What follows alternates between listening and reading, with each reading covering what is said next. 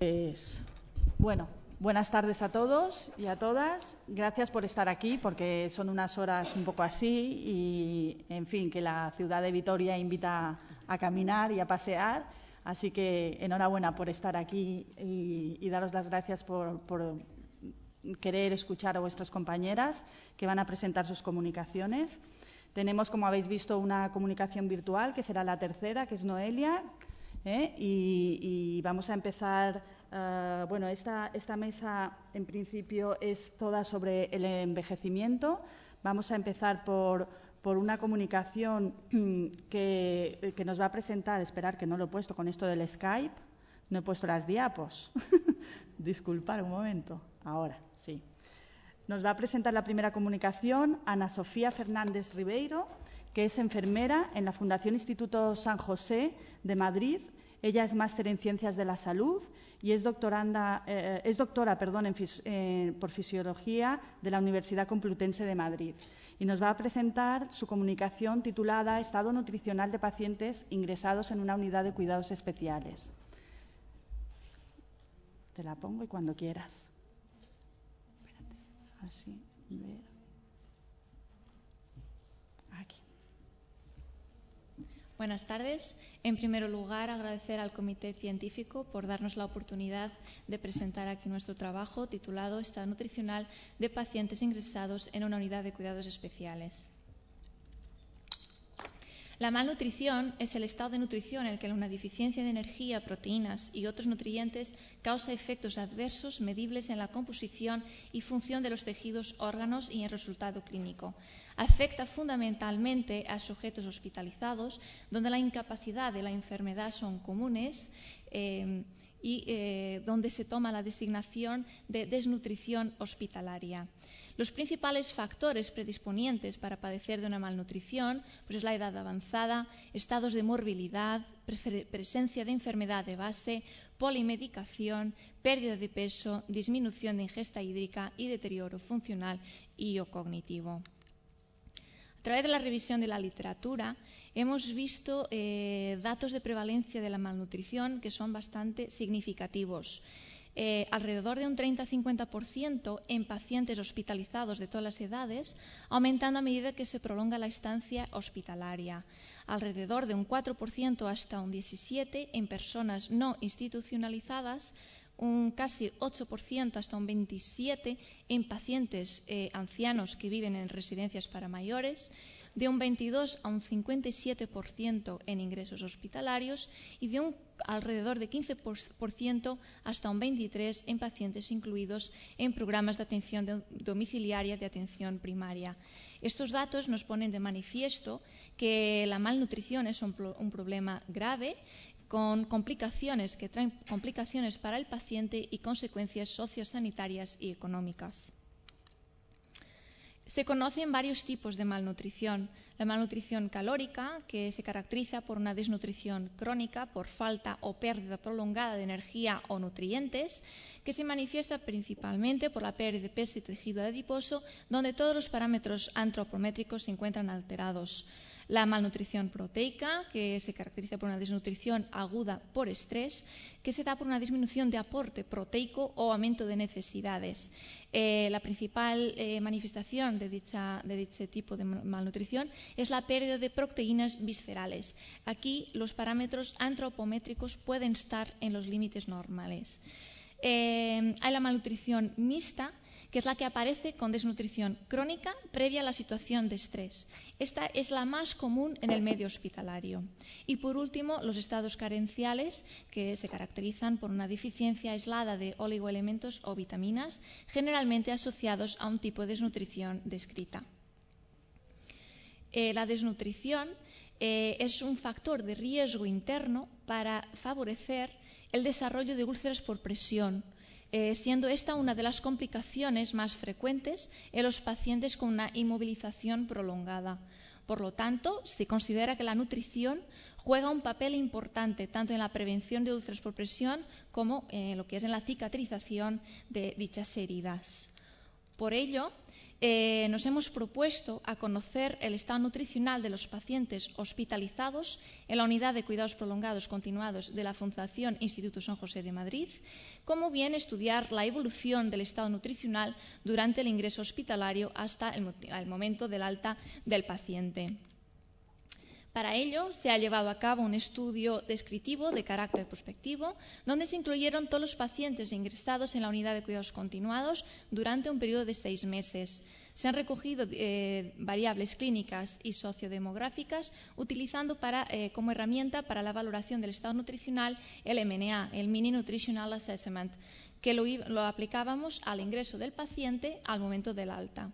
Hemos también obtenido el consentimiento escrito de cada paciente y la aprobación del estudio por la Comisión de Ética e Investigación del centro.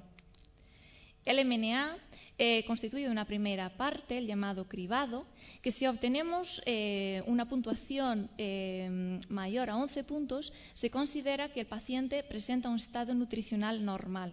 Por lo tanto, no es necesario realizar la segunda parte, la test de valoración.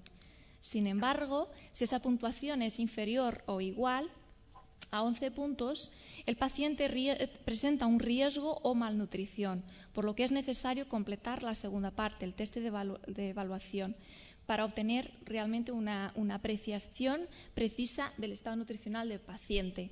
Si obtenemos una puntuación de 24 a 30 puntos, ese paciente presenta un estado nutricional normal. De 17 a 23,5 hay un riesgo ya de malnutrición, y si esa puntuación es inferior a 17 puntos, ese paciente está malnutrido. En el estudio fueron incluidos 72 pacientes, de los cuales 39 varones y 37 mujeres. Presentaron una media de edad de 78,13 años, lo que nos indica que nuestra población es envejecida. Con motivo de ingreso, principalmente recibimos pacientes con síndrome del inmovilismo y afecciones respiratorias.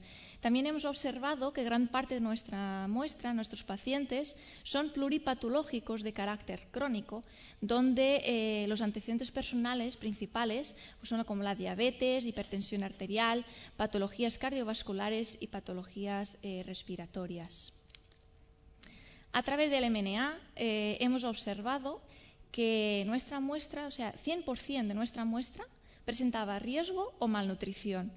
Estas cifras son bastante significativas, una vez que en la literatura encontrábamos cifras también importantes, pero no tanto. Esta es una cifra, pues 77,6% de malnutrición, lo que nos está indicando que aquí tenemos un problema grave y hay que actuar, ¿no? También observamos que en el momento del alta, esos pacientes que se marcharon al domicilio o a residencias mejoraron bastante su estado nutricional. En relación con la valoración nutricional y motivo de ingreso, los pacientes con síndrome de inmovilismo y con afecciones respiratorias y tumores, pues gran parte de esos pacientes estaban malnutridos. Con la valoración con el índice de Bartel, observamos que gran parte de la muestra tiene un nivel de dependencia elevado, de los cuales presentan pues también un elevado índice de malnutrición, ¿no? Destacar que 56,6% de estos pacientes presentaban por lo menos una herida crónica, en su mayoría úlceras por presión. Todos los pacientes que presentaban una herida crónica estaban malnutridos a través de la valoración del MNA. En el momento del alta, observamos que los pacientes que cursaron con una mejoría a nivel nutricional fueron aquellos que ingresaron con el síndrome del inmovilismo, con úlcera de decúbito o fractura de cadera. Esto está relacionado, pues claro, cuando vemos la gráfica de la valoración del nivel funcional del paciente, observamos que cuanto más el nivel de independencia del paciente, mejora el estado nutricional, ¿no? O sea, cuanto más autonomía funcional, mejor estado nutricional tiene el paciente. Con el presente estudio, pues demostramos la elevada prevalencia de malnutrición en la unidad de cuidados continuados, lo que justifica la necesidad de llevar a cabo medidas contra la malnutrición con el fin de mejorar el estado general de nuestros pacientes, ya que en su mayoría son ancianos con patologías que provocan o producen una inmovilización prolongada.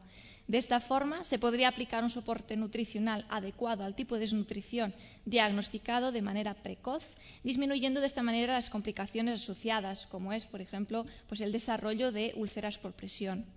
Y con esto doy por terminada mi presentación. Muchísimas gracias.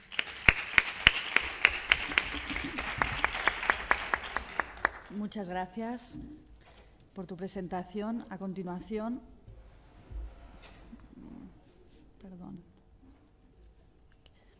continuación, nos va a presentar la siguiente comunicación, también relacionada con el estado nutricional de los pacientes.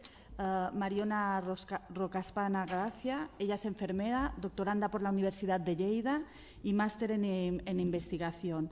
Nos va a presentar la comunicación titulada Relación del estado nutricional con la función cognitiva, conductual y funcional en pacientes con enfermedad de Alzheimer.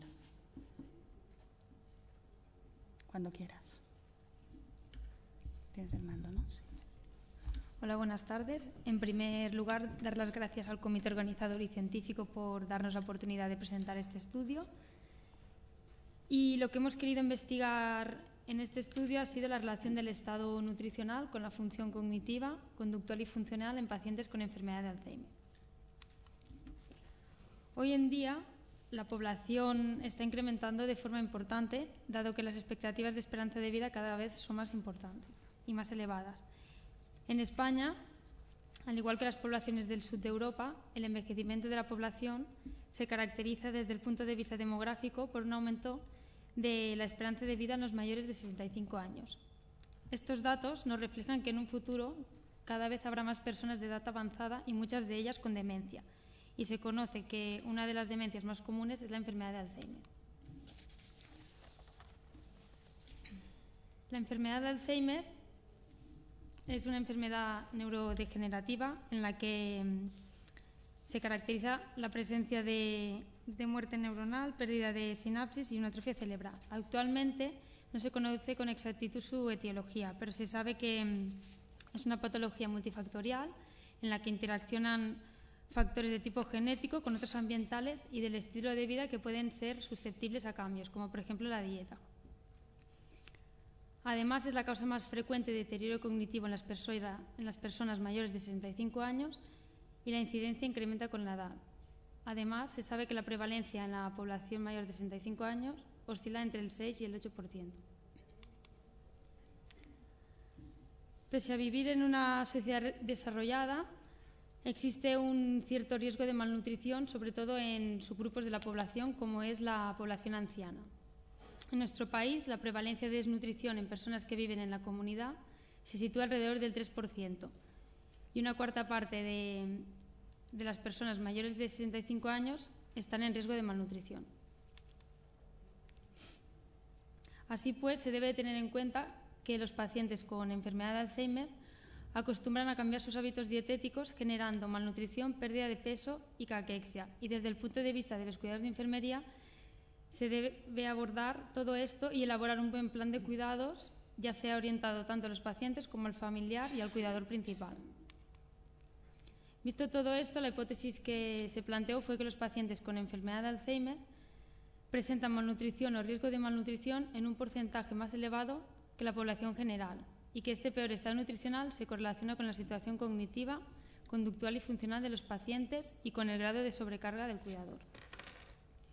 En base a esta hipótesis, como objetivo principal se planteó determinar si existía una relación entre el estado nutricional de estos enfermos mayores de 65 años y su situación cognitiva, conductual y funcional.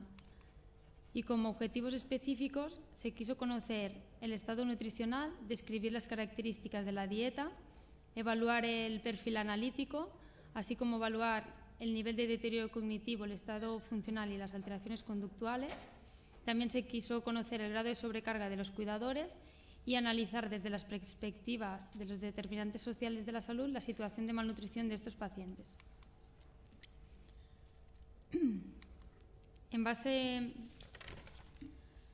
Para dar respuesta a la hipótesis y a los objetivos, se realizó un estudio observacional transversal en pacientes que acudían a la unidad de trastornos cognitivos del Hospital Santa María de Lleida, y el periodo de reclutamiento fue de 5 meses, con un total de 35 pacientes, todos ellos con diagnóstico entre GDS 3 y 6. De estos pacientes se registraron y se estudiaron variables sociodemográficas, cognitivas, funcionales, conductuales, antropométricas, nutricionales, además de aquellas relacionadas con los hábitos alimentarios, también parámetros sanguíneos y el grado de sobrecarga del cuidador. Los resultados obtenidos son los siguientes. De la muestra total estudiada fueron 35 pacientes, de los cuales 65,7% fueron mujeres y el 34,3% hombres. Como ya he dicho, uno de los objetivos fue conocer el estado nutricional de estos pacientes, y se obtuvo que hasta un 57% de ellos, según las valoraciones de la escala MNA, presentaron riesgo de malnutrición, y un 14,3% presentaron ya tener malnutrición. Al analizar la posible relación entre la alimentación de los pacientes y el grado de GDS, no se encontró una diferencia estadísticamente significativas, pero se puede observar que a partir del GDS 6 disminuye la ingesta de verduras, y a partir del GDS 4 disminuye también la ingesta de vino. Con estos resultados es difícil sacar conclusiones, y se tendría que ver si, por ejemplo, el consumo de vino puede tener un papel protector en estos pacientes debido a sus propiedades antioxidantes, o por el contrario puede ser perjudicial y empeorar los trastornos de la conducta. Por otro lado, quisimos comparar los valores analíticos de la albúmina sérica, el colesterol total y los linfocitos con las puntuaciones totales del MNA, pero no se obtuvieron ninguna relación estadísticamente significativa. Pero cuando se testaron los resultados analíticos en la escala del CONUT, se obtuvieron unas puntuaciones bajas que nos indican que los pacientes presentaban una alerta de desnutrición baja. Pero en cambio, cuando estos pacientes se valoraban con la escala MNA, hasta un 58,3% presentaron riesgo de malnutrición. Por eso se puede decir que en nuestra población de estudio es más sensible la escala MNA que la escala del CONUT. Otro de los objetivos planteados fue determinar si existía una relación entre el estado nutricional de estos pacientes, la situación cognitiva, conductual y funcional. En la siguiente tabla se pueden ver todas aquellas escalas de valoración y valores antropométricos que tienen una relación estadísticamente significativa con la primera parte de cribaje del MNA, y se puede ver que a mayor GDS y NPI y menor Mini-Mental, mayor era el grado de padecer riesgo de malnutrición o incluso de estar malnutrido. También quisimos conocer el grado de sobrecarga del cuidador, y obtuvimos que aproximadamente un 42% de los cuidadores presentaban algún grado de sobrecarga. Y como se puede ver en la tabla, a mayor GDS, es decir, a peor estado funcional, mayor era el grado de sobrecarga que experimentaban los cuidadores. De la totalidad de la muestra, también se puede ver que hasta un 48,5% comían acompañados. En fases iniciales de la enfermedad, muchos de ellos comían solos, pero a medida que va avanzando necesitan ayuda y necesitan comer más acompañados debido a que van adquiriendo más grados de dependencia. Y por último, las conclusiones que se han obtenido son que existe una relación entre la situación cognitiva, conductual y funcional, que más de la mitad de los pacientes con enfermedad de Alzheimer presentan riesgo de malnutrición, e incluso hasta un 13,3% están malnutridos.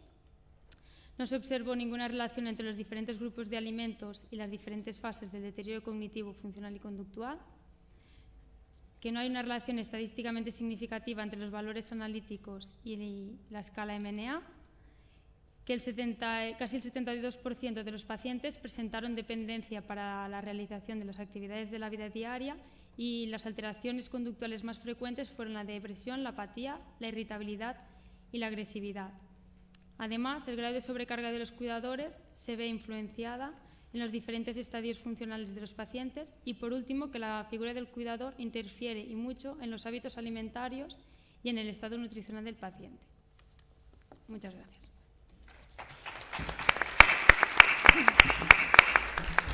Muchas gracias. A continuación, va a presentar la comunicación Noelia Tardáguila García. Es nuestra comunicación virtual, o sea que yo iré pasando las diapositivas. Noelia, ¿estás ahí?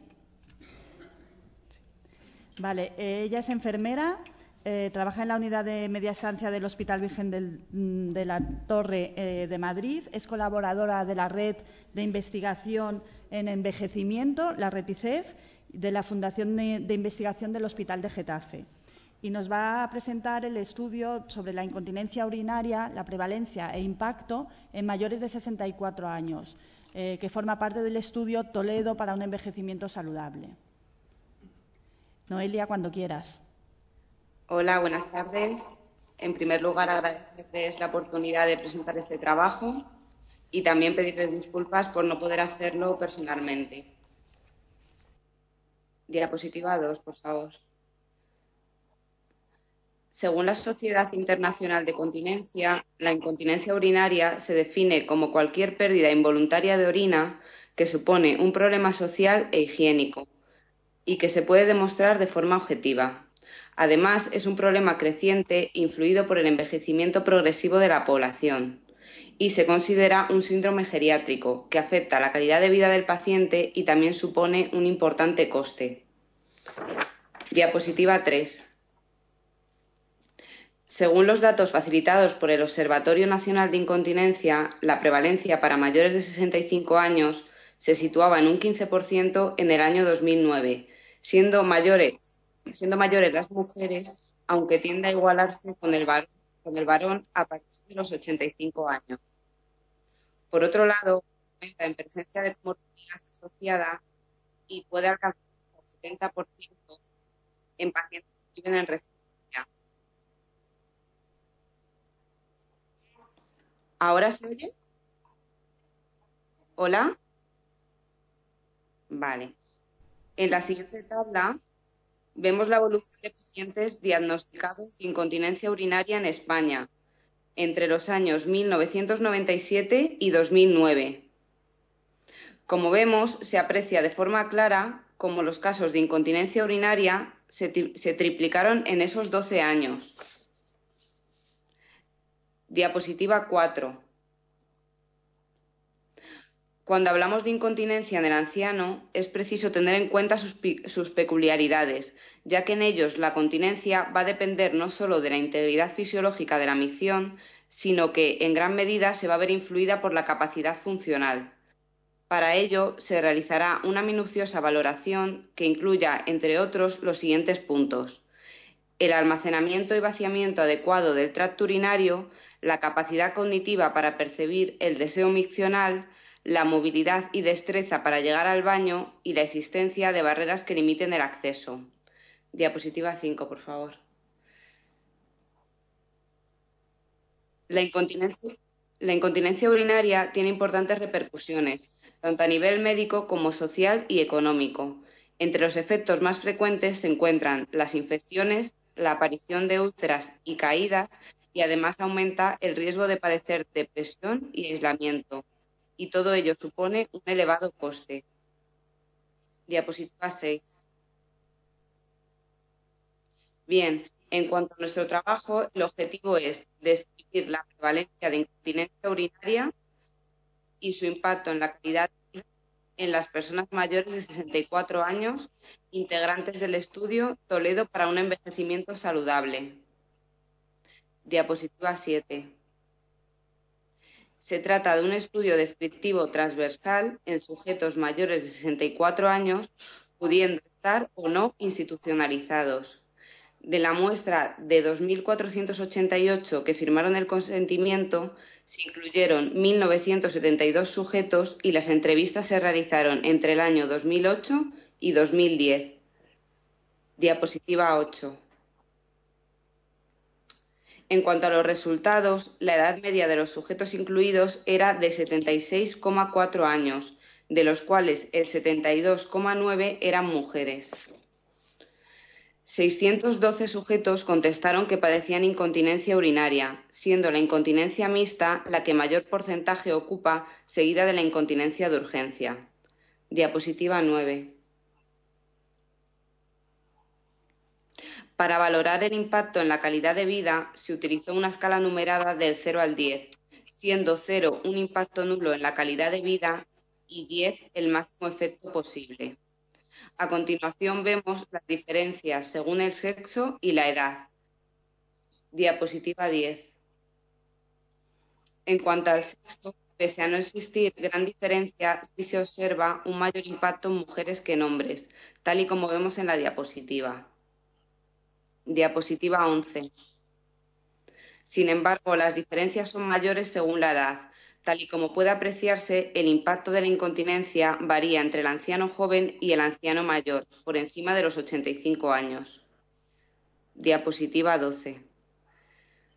Por otro lado, fue valorado el grado de afectación física que la incontinencia urinaria tenía en los sujetos. Para ello, se les preguntó acerca de algunas cuestiones y ellos debían responder si les afectaba o no y en qué medida lo hacía. Se les preguntó sobre la capacidad de realizar tareas domésticas, así como actividad física ligera y otras de entretenimiento.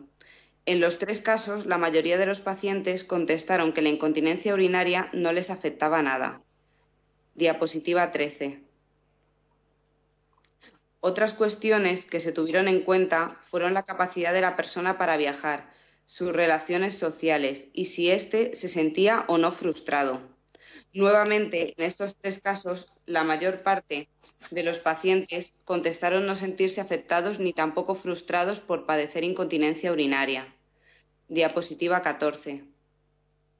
Esto supone, como veíamos al principio, una menor prevalencia observada que en la literatura, que en cierto modo puede deberse a que la incontinencia urinaria sea considerada como un síntoma y no como una enfermedad, y por ello no se registre, dificultando el conocimiento de la misma y, por tanto, pasando desapercibida en muchos casos para el profesional sanitario.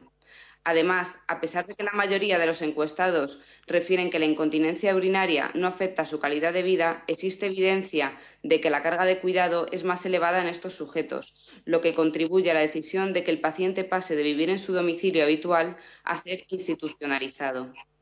Diapositiva 15. En cuanto a la práctica clínica, resulta interesante realizar un cribado para conocer la población de riesgo, que nos ayudaría a... ¿Sí? ¿Estamos en la diapositiva? Yo no estoy haciendo. ¿Ahora? A ver, ¿sí? Vale, diapositiva 15. En cuanto a la práctica clínica, resulta interesante realizar un cribado para conocer la población de riesgo, lo que nos ayudaría a optimizar una serie de criterios para derivar al paciente al especialista.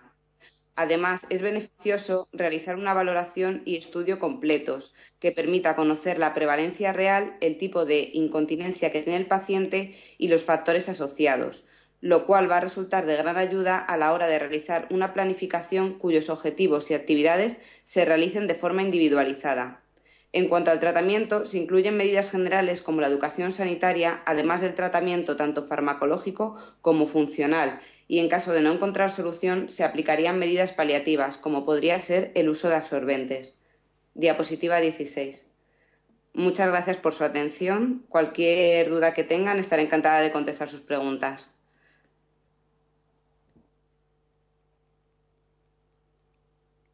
Gracias.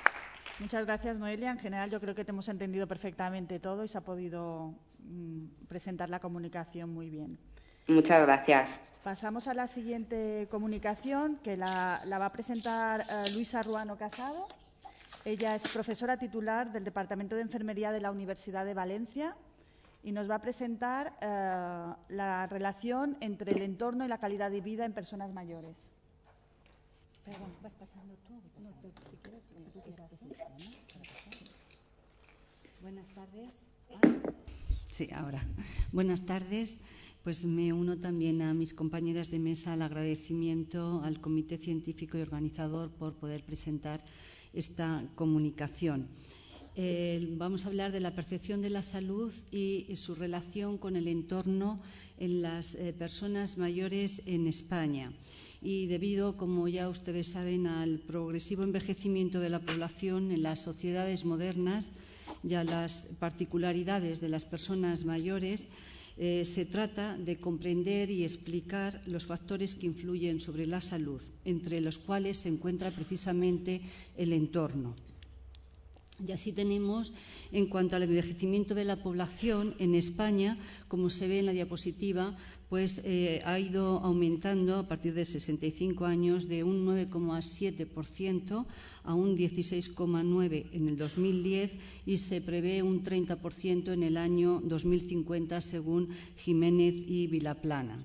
Asimismo, tenemos que las características de las personas mayores de los 65 años pues presenta, según la Encuesta Nacional de Salud en enfermedades crónicas, el 73,5%, en residencias un 3,3%, 33%, y en demencia, pues tal y como observan, va aumentando según va aumentando la edad. Por lo tanto, podemos decir que es un grupo pues muy vulnerable. En relación al entorno y la salud, pues el entorno en general y el urbano en particular tiene un impacto directo en la salud, y así tenemos que la rápida urbanización mundial a la que estamos asistiendo continuamente produce cambios importantes en nuestros modos y nivel de vida en cuanto al comportamiento social y, como no, a la salud. Si hace 30 años vivían en las ciudades 4 de cada 10 personas, actualmente se prevé que en el 2050 sean 7 de cada 10 personas.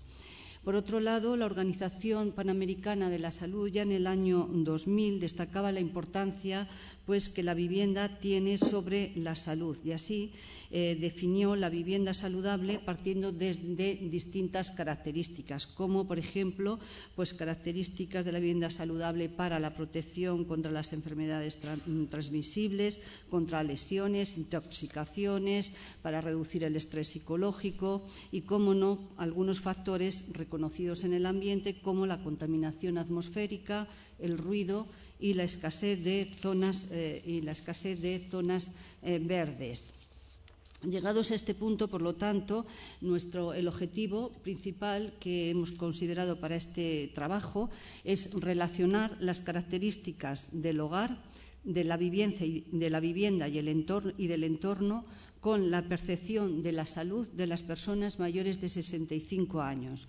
Los específicos podríamos decir que tratan de describir las características de la población de mayores de 65 años, evaluar la percepción de salud, examinar la relación individual entre la clase social, las características de la vivienda, del hogar y los problemas del entorno y la percepción de salud.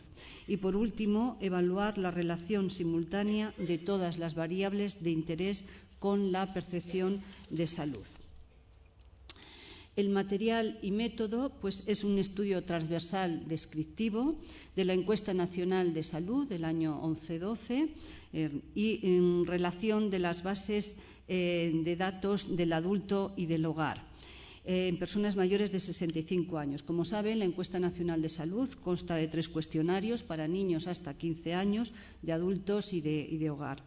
Se han unido los datos del cuestionario del adulto con el del hogar gracias al número de identificación que proporciona estas encuestas.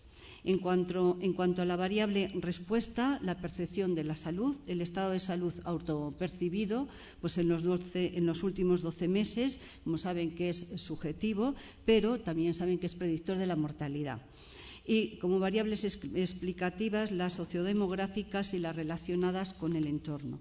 En cuanto al, siguiendo con material y método, el análisis estadístico ha sido a través del SPS versión 19 y la relación entre la percepción de la salud, las variables sociodemográficas y del entorno. El test chi cuadrado, tablas de contingencia, análisis de los residuos ajustados y la regresión logística múltiple.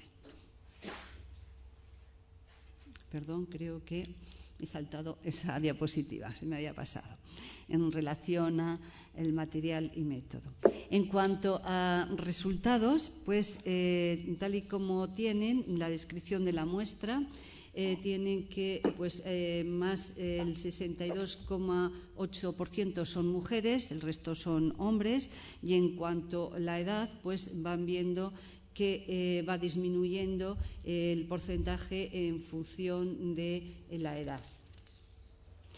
En cuanto a la composición del hogar, pues ven que el 38,8% pues componen ese hogar las personas que viven solas y va la pareja con hijos y mixto. Lo van viendo en la tabla que están ahí disponibles. En cuanto a la superficie de las casas, pues llama, como luego veremos, la atención, el 28,5% son personas que viven en casas superiores a 300 metros cuadrados. La gran mayoría viven en viviendas que ocupan entre 50 y el 99 metros cuadrados, es decir, el 45,2%. En cuanto a los problemas del entorno, como ven, casi el 25% de la población, mayores de 65 años, señala problemas de ruido, animales, agua de mala calidad, poca limpieza de las calles, y entre el 15 y el 20% pues manifiesta escasez de zonas verdes, delincuencia, violencia, vandalismo y malos olores. Sin embargo, nos ha llamado la atención que hay pocas quejas por contaminación del aire. Siguiendo con los resultados en relación a la percepción de salud, pues pueden ver que las mujeres, como casi siempre en todos los estudios que se realizan, pues consideran que tienen peor su salud y que esta va disminuyendo, consideran que la tienen peor conforme avanza con la edad, y hay una relación significativa con la clase social. En cuanto a la percepción de salud y el entorno, pues el test de chi cuadrado y el análisis de la puntuación residual estandarizada evidencian una relación estadísticamente significativa entre el estado de salud de los mayores de 65 años según la composición del hogar. Se puede concluir que los mayores que mejor estado de salud tienen viven en pareja con sus hijos.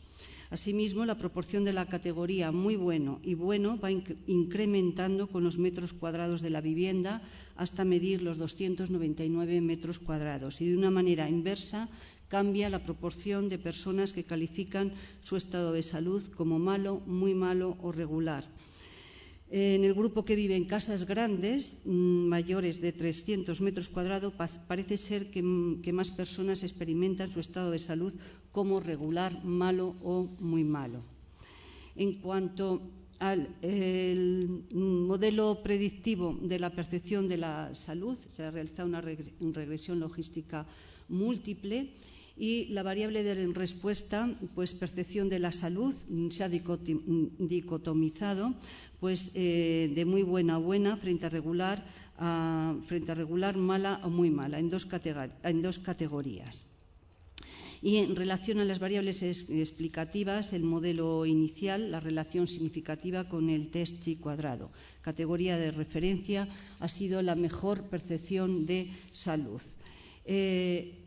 Siguiendo con estos resultados, el modelo final, pues en el género femenino se observa que aumenta con 1,6 veces la probabilidad de percibir el propio estado de salud como malo o muy malo.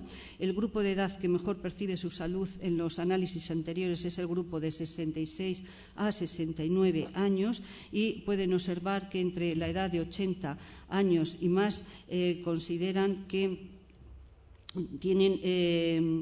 perciben su salud como malo o muy malo 2,5 veces más que sus compañeros más jóvenes. En relación a la composición del hogar, para esta variable la pareja con hijos figura como categoría de referencia, siendo significativo. En cuanto a las variables ruido, malos olores y malos olores, pues pueden observar que hay algunas molestias o muchas molestias, y creo que ya me están diciendo que termino mi tiempo. Disculpe, simplemente decir que el hecho de percibir muchas molestias por el ruido ambiental no tiene relación significativa con un mal estado de salud en el modelo, y la gente mayor que refleja sufrir algo de molestias por el ruido tiene una probabilidad 4 veces mayor de padecer mala salud que las personas que no lo experimentan. Y así pueden observarlo con el agua de mala calidad, con la contaminación del aire y con la delincuencia. Como fortalezas y limitaciones, resultados extrapolables a la población española, información sobre el entorno desde el punto de vista del ciudadano, puesto que es de la Encuesta Nacional de Salud.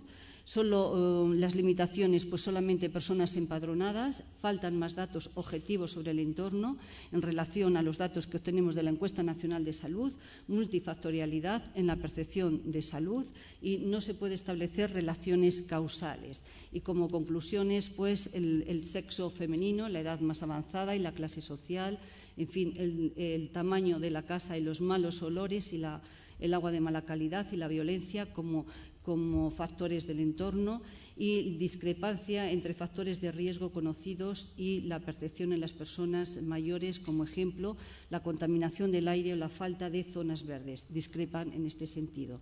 Y bueno, pues convendría llevar más investigaciones en este sentido. Muchas gracias por vuestra atención y disculpar que me he pasado un poco. Muchas gracias.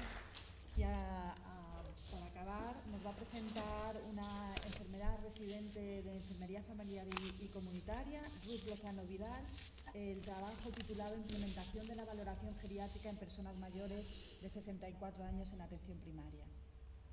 Cuando quieras, Ruth. En primer lugar, agradecer al Comité Científico y Organizador por darnos la oportunidad de presentar nuestro trabajo de investigación titulado Implementación de la valoración geriátrica en personas mayores de 64 años en atención primaria. Este trabajo surge como una necesidad debido a las actuales características demográficas de nuestra población. La población total en España es de 4,5 millones aproximadamente. Tenemos un 18,1% de personas mayores de 64 años y se prevé que en el año 2023 aumente 1,5 millones más, siendo un 17,6% más elevada que ahora. El índice de envejecimiento es de un 112,3%. y la tasa de dependencia de la población mayor de 64 años es de un 27,6%. La esperanza de vida aumenta progresivamente y tener en cuenta que con 65 años en el 2013 las mujeres aún tenían una esperanza de vida de 22,9 años y los hombres de 19. Es necesario hacer una atención integral para favorecer un envejecimiento saludable, retardar la dependencia, potenciar la capacidad funcional, la autonomía y la interdependencia mediante la valoración geriátrica, detectar a las personas en riesgo de fragilidad y analizar el impacto biopsicosocial del envejecimiento. ¿Qué nos proponemos? Pues analizar la implementación de la valoración geriátrica enfermera en la población mayor de 64 años atendida en un servicio de atención primaria según franjas de edad e ingresos hospitalarios en el año anterior. Para conseguir este objetivo hicimos un estudio descriptivo transversal en el servicio de atención primaria, en nuestra SAP, durante el año 2012. Nuestros sujetos de estudio fueron la población mayor de 64 años asignadas a nuestro SAP, una muestra de 71.820 personas. No fue necesario cálculo muestral al seleccionar a toda la población. Nos propusimos como variables de estudio género y edad. Hicimos dos grupos, uno de 65 a 74 años y otro mayor o igual de 75. Analizamos los ingresos hospitalarios con la variable de 3 o más ingresos durante el año 2011 y la valoración geriátrica. Lo que analizamos fue la esfera funcional mediante el índice de Lawton y el test de Bartel, la esfera cognitiva mediante el test de Pfeiffer, el riesgo de úlceras mediante la escala Braden y la esfera social mediante el test TIRS. Como condicionantes de salud tenemos la inmunización, la cobertura vacunal de la antigripal y antineumocóxica. Comorbilidad, las principales hipertensión, diabetes, depresión, EPOC, cardiopatía isquémica, insuficiencia renal, accidente cerebrovascular, demencia, insuficiencia cardíaca, asma y Parkinson. 3 lugares de atención: centro de salud, domicilio e institución residencial. El procedimiento y recogida de datos. Obtuvimos los datos correspondientes al año 2012 de la historia clínica informatizada de atención primaria y el análisis estadístico para variables cuantitativas. Utilizamos medidas de tendencia central y dispersión, y para variables cualitativas, frecuencias absolutas y de porcentajes. ¿Qué nos encontramos? Nos encontramos que de una población de 71.820 pacientes o personas teníamos un 43% que eran hombres y un 57% que eran mujeres. De esta población, el 92,3% era atendida en nuestra CAP, en nuestro centro de atención primaria, casi un 4% eran pacientes domiciliarios y casi otro 4% estaban institucionalizados.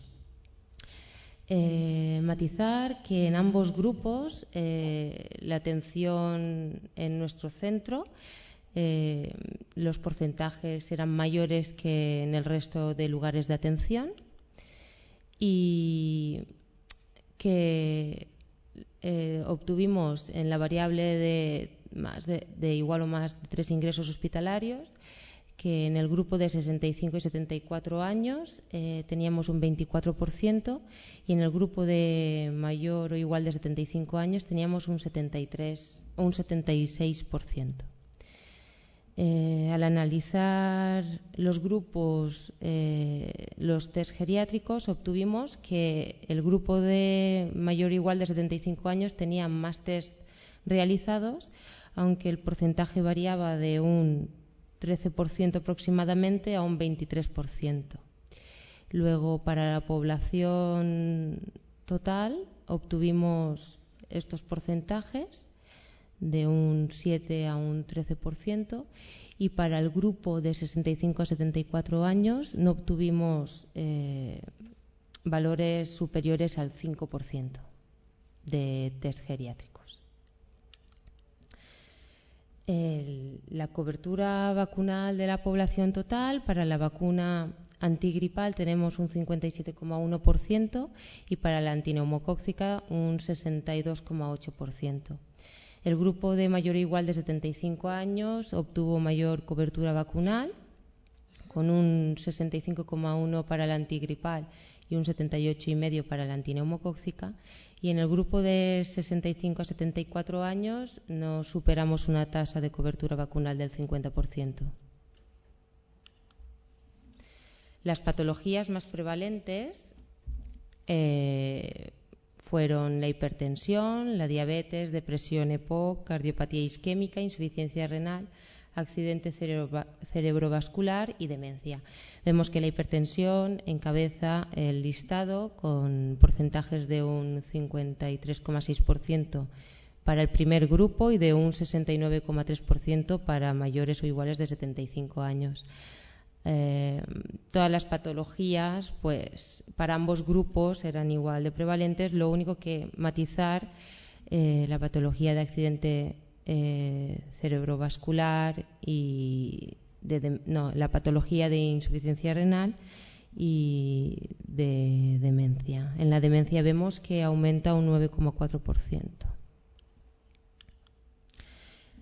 Las conclusiones que llegamos, la primera de todas es que la valoración geriátrica enfermera se realiza con mayor frecuencia a la población con algún ingreso o a las personas que pertenecen al grupo de mayor o igual de 75 años. La segunda conclusión es que el grupo de 65 a 74 años sin ingresos tienen menos test realizados y un porcentaje de vacunación menor. Y la tercera conclusión es que las patologías más prevalentes para ambos grupos son la hipertensión, la diabetes, la depresión y el EPOC. Esta valoración implicaría que se pudiera facilitar acciones proactivas de prevención y detección de fragilidad en pacientes mayores de 64 años. La valoración geriátrica adecuada permite priorizar grupos de pacientes en relación a las necesidades y recursos disponibles, y el conocimiento exhaustivo de la población mayor de 64 años ha de favorecer la implementación de programas para un envejecimiento saludable. Muchas gracias por su atención. Pues muchas gracias, Ruth, y muchas gracias a las 5 ponentes que han presentado sus comunicaciones. Tenemos un poquito de tiempo para preguntas, si queréis aprovechar para... Bueno, han tenido solo 10 minutos y seguro que tienen muchas más cosas que contar, así que os animo a que hagáis alguna pregunta. Ay, que no veo nada. Sí, por allí. Hola, buenas tardes. Mi nombre es Raquel Ruiz y la pregunta va para la cuarta ponente, doña Luisa. Decía al final de su exposición las limitaciones al estudio, que una de ellas eran las variables relacionadas con el entorno. Disculpa, pero es que tengo que acercarme más el micrófono. Sí. Sobre las variables relacionadas con el entorno, que igual ahí había habido alguna limitación y puede ser que parezca que tienen menos relación con el nivel de salud percibida, porque faltan variables que no se han indicado. ¿Se le ocurren algunas variables del entorno que podrían haberse relacionado? Sí, es que, como he dicho al principio, son los datos de la Encuesta Nacional de Salud. Entonces es lo que hay, ¿no? Y bueno, pues sí que habría que recoger más variables del entorno en relación, que están bastantes de ellas tal y como dice la OPS, pero pensamos que sí se debería recoger alguna más. Habría que estudiar efectivamente cuántas y bueno, también por ejemplo a nivel de ruido, hasta qué punto los decibelios afectan o no afectan, en fin, sería un estudio mucho más amplio. Yo quizás he hecho en falta temas más relacionados con el urbanismo, de tipología de manzana, transporte público, sí, accesibilidad a zonas comerciales, zona residencial. Sí, es lo que hay en la Encuesta Nacional de Salud, claro. ¿no? Y sí que es importante, realmente se podría considerar, como he dicho, lo que la OPS que considera como vivienda saludable, ¿no? Retomar todas esas variables y quizá poderlo incluir en un estudio más amplio y establecer relaciones. Vale, muchas gracias. Gracias a ti.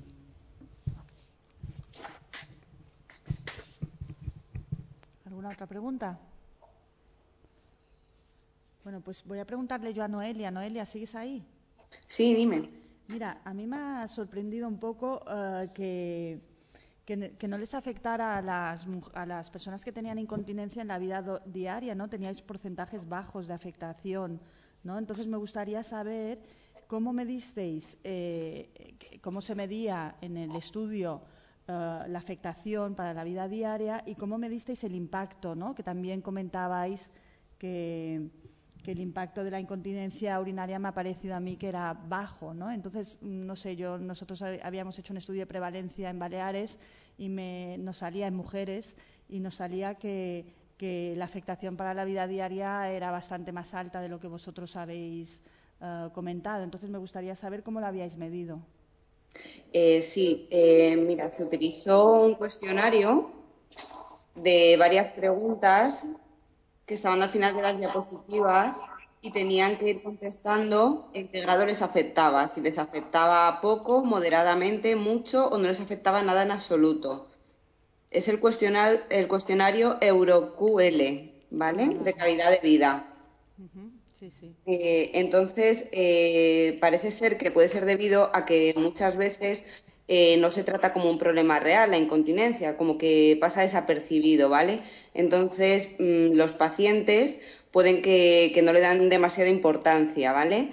Y que realmente no salgan a la calle en cierta medida por tener incontinencia, pero no lo reconozcan como tal. Claro, vale. Sí, y se utiliza una escala analógica del 1 al 10, que es la que puse antes, ¿vale? Para que ellos digan del 1 al 10 en qué medida les afecta. Muy bien. Gracias. Nada. ¿Alguna otra pregunta? Ahí.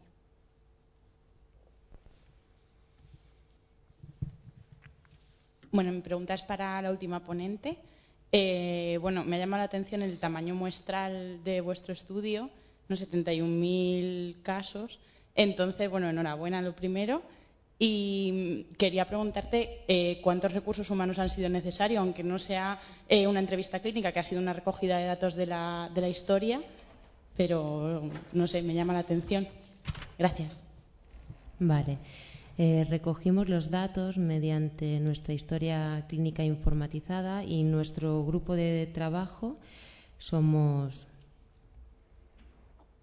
7 personas y nos reunimos varias veces para poder hacer explotación de los datos y poder sacar conclusiones.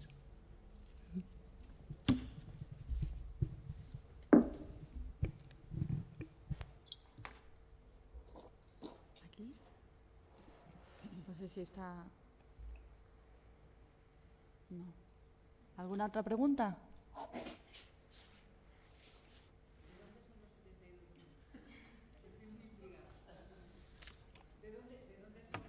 Ay, que no lo hemos dicho, de Cornellá, ¿no? De Llobregat, ¿no?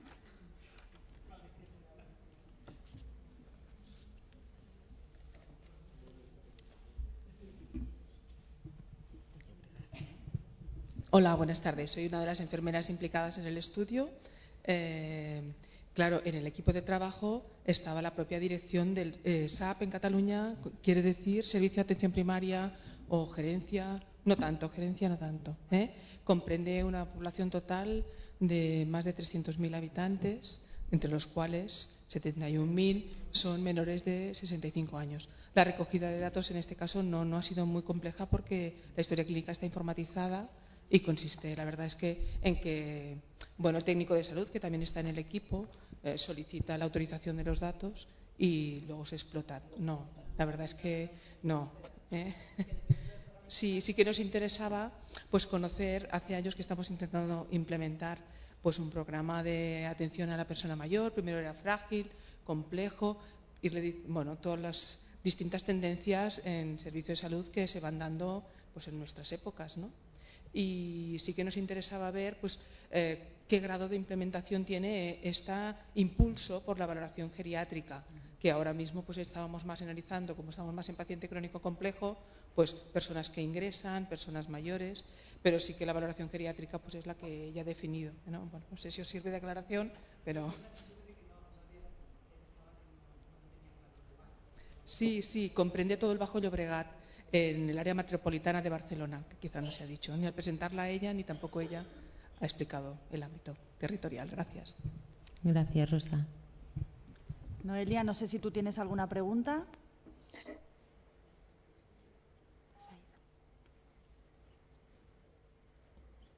¿Noelia? ¿Sí? No, que no sé, por si tú tienes alguna pregunta al resto de compañeras de la mesa. No, en principio no. Vale. Gracias. Bueno, pues no sé si tenéis algo más y si no, pues agradeceros a todos vuestra asistencia y a las ponentes de las comunicaciones. Recordaros como organización que tenéis los vídeos ahí para votar, que están en las zonas de pósters y que bueno, que ahora en un ratín empieza otra mesa, ¿vale? Gracias a todos.